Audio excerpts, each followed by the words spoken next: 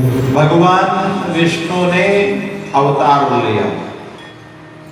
रघुवंशी दशरथ के यहाँ उनके पुत्र राम के नाम से वो प्रकट हुए और अवतार लेने का एक ही प्रयोजन था कि राक्षसों का संहार करना।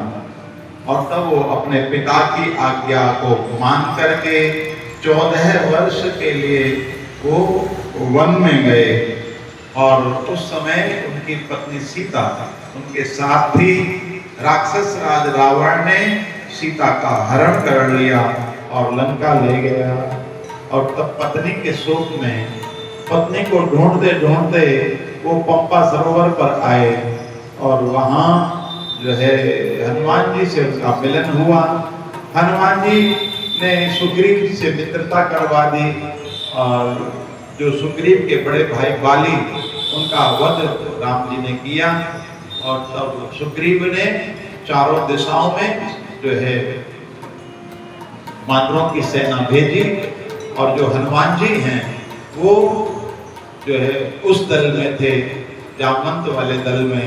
और तब वो लंका गए, समुद्र पार करके सीता की खोज की और आकर के समाचार दिया और राम जी को उन्होंने चूड़ामणि ला करके दी। अब राम जी को जब पता चला कि सीता लंका में है तो बहुत बड़ी वानरों की सेना लेकर के और लंका पर चढ़ाई करने के लिए पहुंच गए। लेकिन जब समुद्र के किनारे आकर के बैठे तो विशाल समुद्र को देख करके उनका मन जो था वो आज चिंता में पड़ गया।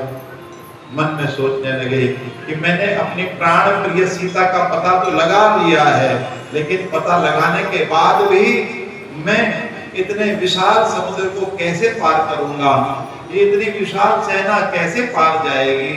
और तभी उनको प्यास लगी और उन्होंने जल मंगवाया।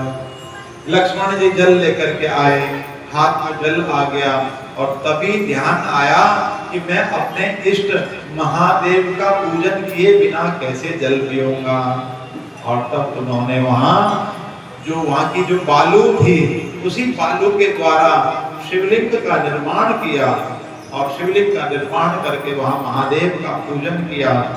और महादेव जो थे उनकी पूजा से प्रसन्न होकर के वहाँ प्रकट हो गए। बोलो शंकर भगवान की। महादेव से प्रार्थना की है, महादेव रावण भी आपका भक्त है और मैं भी आपका भक्त हूँ। मेरी जो सेना है वो किस प्रकार से इस विशाल समुद्र को पार करके जाएगी और मैं किस प्रकार से रावण पर विजय प्राप्त करूंगा। इसलिए आप मुझे विजय प्राप्ति का वरदान आप मुझे प्रदान करें।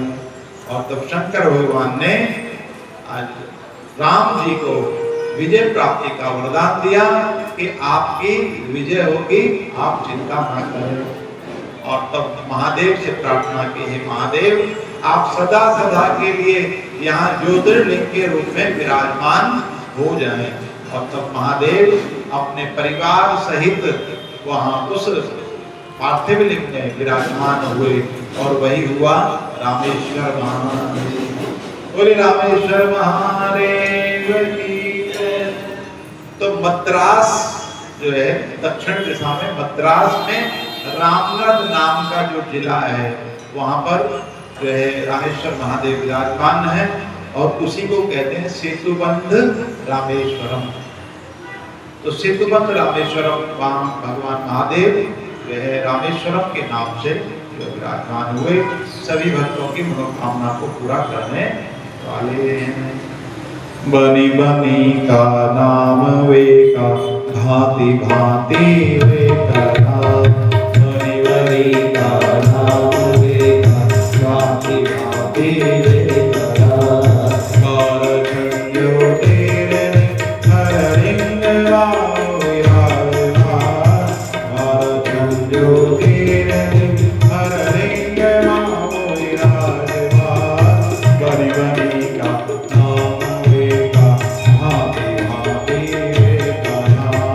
बनी बनी का नाम वेका, भांति